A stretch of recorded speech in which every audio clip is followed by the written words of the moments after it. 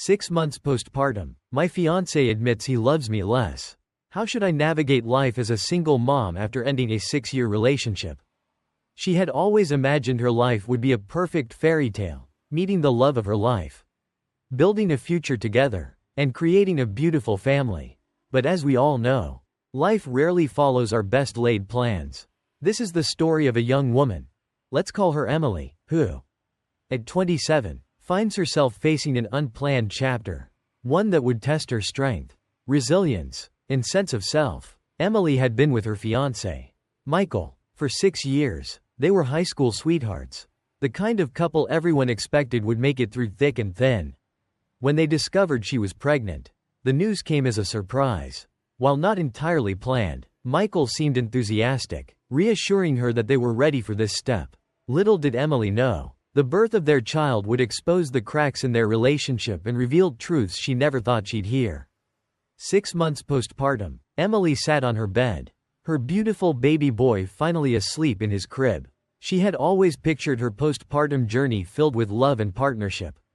Instead, she was juggling her work-from-home job, taking care of their son almost single-handedly, and doing her best to ignore the growing distance between her and Michael. It wasn't just emotional. The physical aspect of their relationship had diminished to almost nothing since her pregnancy.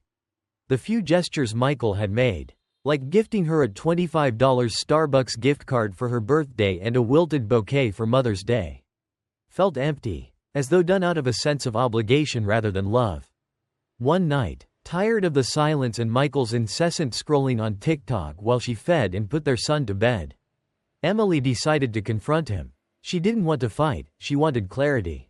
"Why are you not interested in me anymore? What happened to us?" she asked.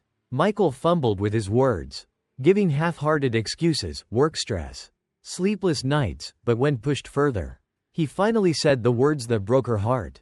"I think you love me more than I love you," he confessed. He talked about love being at different levels, and that his feelings had simply changed. The truth stung like a slap to the face. Though deep down, Emily had known something was wrong. She felt herself slipping into the darkness of blame and shame. Was it her fault? Had she changed too much after giving birth? Was she no longer the same woman he fell in love with 6 years ago? But as the hours passed and the initial shock wore off, a quiet resolve began to take its place. It wasn't just her heartbreak to consider anymore, she had her son. She was his mother, and she could not allow herself to be diminished by someone who didn't see her worth. Emily spent days weighing her options. Michael had said he was hopeful they could work through it, but she knew in her heart that she could never force someone to love her. She couldn't beg for his affection, and pretending everything was okay wasn't the example she wanted to set for her son. So, after one particularly quiet dinner, she looked across the table and asked, "When are you planning to move out?" The shock on Michael's face told her he hadn't expected this, but Emily had reached a point of no return. That night, he packed a bag and left, and Emily felt both terrified and liberated. The following weeks were a whirlwind of emotions. Emily leaned on her mother for support, thankful that they were staying with her at the time. She took long walks with her son in the stroller, trying to make sense of her new reality. The sting of Michael's words, the fear of doing it all alone, and the heavy responsibility of single motherhood weighed on her. But amidst the fear, there was also hope. Hope that she could create a stable, loving environment for her child without having to compromise her own sense of self-worth. Emily knew she needed to redefine herself, not as someone abandoned by her fiancé, but as a mother who would do anything for her son. She remembered the words of a commenter on her Reddit post who told her, "The only way you would have failed as a mother is if you didn't try." She had tried, and that was all anyone could ask of her. It wasn't her fault that Michael had changed, and while it was painful to face the truth, she understood that letting go of someone who didn't value her was the best thing she could do for herself and her son. Emily began focusing on small victories, getting her son to sleep through the night, handling work responsibilities without falling apart, and finding moments of joy in her new life. Her mother became her biggest ally, watching her grandson while Emily took moments for herself. She even began attending a support group for single mothers, where she met women who understood her journey and offered her both empathy and encouragement. One day, during a group meeting, Emily listened to another mother's story. The woman, Sarah, spoke of how she had left a similarly unfulfilling relationship and how she eventually found herself again. Sarah talked about the importance of self-love, about taking the time to know who you are outside of the roles of wife and mother. She emphasized that their children deserved parents who were happy and fulfilled, even if that meant doing it alone. Emily found herself nodding along, feeling a sense of solidarity. Sarah's story inspired her to think beyond her current struggles and envision a future where she could be happy, truly happy, again. To further her journey, Emily started journaling her thoughts each night. She wrote about her fears but also about her dreams of a life filled with love. Whether it was self-love, love for her child, or perhaps even love for another person in the distant future. She wrote letters to her son, telling him how much he meant to her and how she promised to always be there for him. These letters became a way to process her emotions and remind herself of her purpose. Emily also realized she needed to set boundaries with Michael. He wanted to stay in their son's life, which she agreed to, but it had to be on terms that protected her well-being. She made it clear that she expected him to contribute financially, and if he didn't, she would take legal action. She was no longer the woman who would sit back and accept whatever scraps of attention and support Michael offered. She was stronger now, she had to be. For her son, Michael's visits were awkward at first. He seemed to want to maintain some semblance of their old life. But Emily was firm. She kept their interactions focused on their son and avoided any personal conversations. It was painful, but it was necessary. She no longer wanted to dwell on what could have been. She was focused on what was and what could be. One day, during a visit, Michael mentioned how he missed the closeness they used to have. He asked if they could try again. For their son's sake, Emily looked at him, feeling a pang of sadness for what they had lost. But she shook her head. Our son deserves parents who love and respect each other, not two people pretending for his sake, she said. It was a difficult conversation, but Michael seemed to understand. For the first time, he looked at her with a kind of respect that had been missing for so long. Months passed, and Emily began to see the beauty in her new life. She and her son developed their own routines, filled with laughter, bedtime stories, and quiet moments of connection. She started taking her son to Mommy and Me classes, where she met other single parents. One mother, Julia, became a close friend. Julia had been raising her daughter alone for 3 years, and her strength and positivity were infectious. Together, they would take their children to the park, sharing stories of their struggles and triumphs, and reminding each other that they were doing the best they could. Emily also decided to go back to school part-time. She had always wanted to complete her degree, and now felt like the right time. It wasn't easy balancing school, work, and motherhood, but it gave her a sense of purpose beyond her immediate responsibilities. She wanted her son to see that no matter what life threw at them, they could always rise above it. As Emily reflected on her journey, she realized that while she had lost a partner, she had gained something far more valuable. A deep sense of self-worth and the knowledge that she could face anything life threw her way. She was no longer the young woman who needed someone else to complete her. She was enough, just as she was, and she would make sure her son grew up knowing that he, too, was enough. Emily's story is a reminder that life doesn't always go as planned. But that doesn't mean it can't be beautiful. It's about finding strength in the face of adversity, letting go of what no longer serves us, and embracing the unknown with courage and hope. For Emily, the end of her relationship wasn't the end of her story. It was the beginning of a new chapter.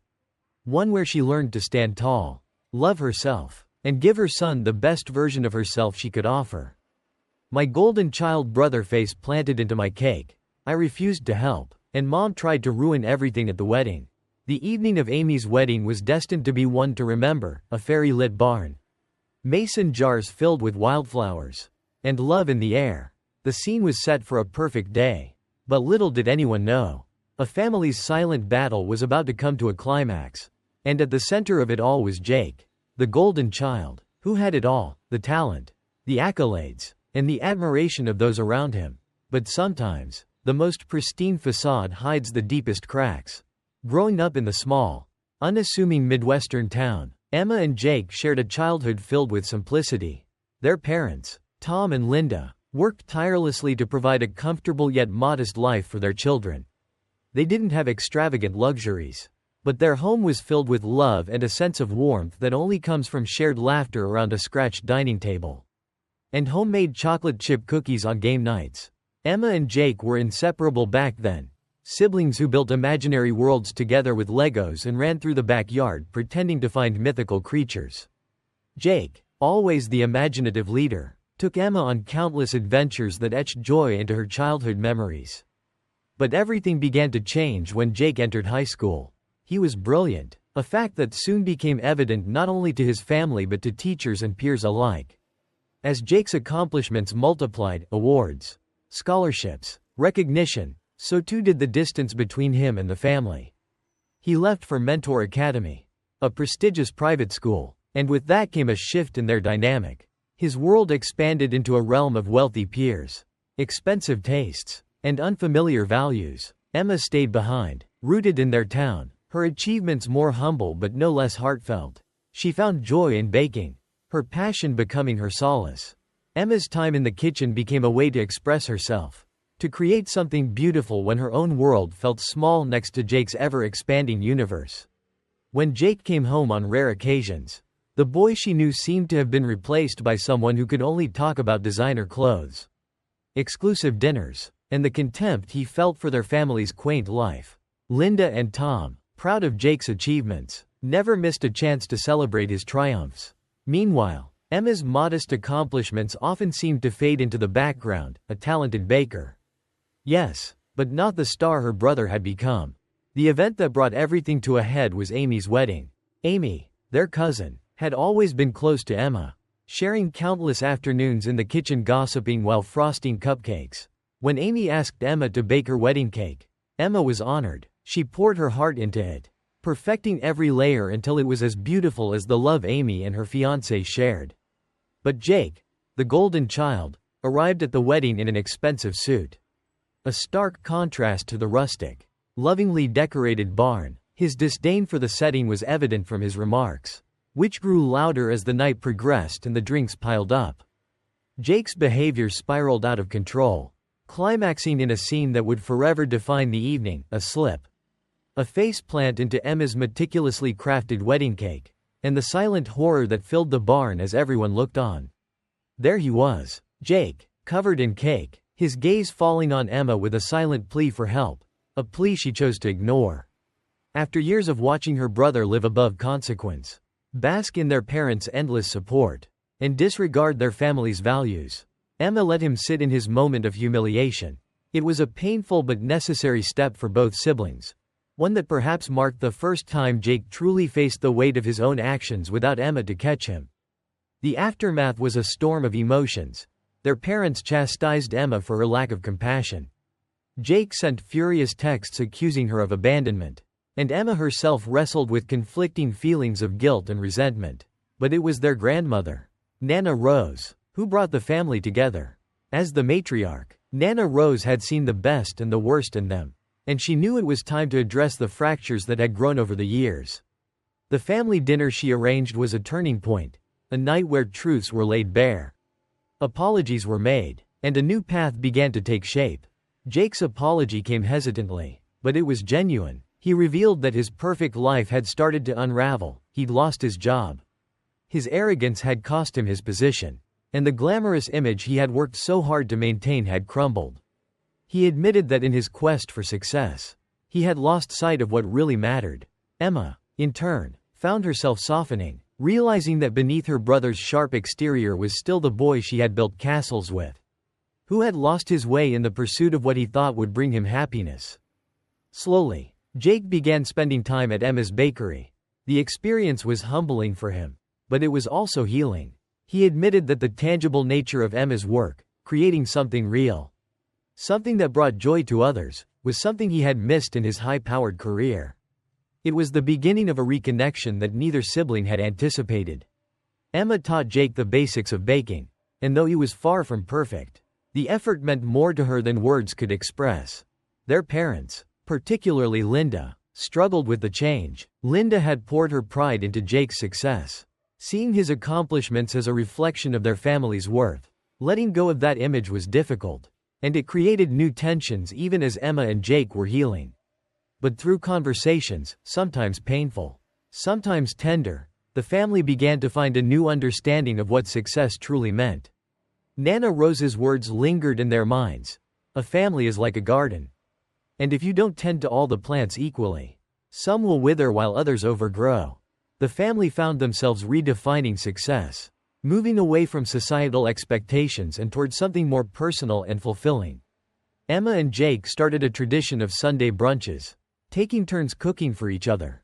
A simple act that spoke volumes about their commitment to rebuilding what had been lost.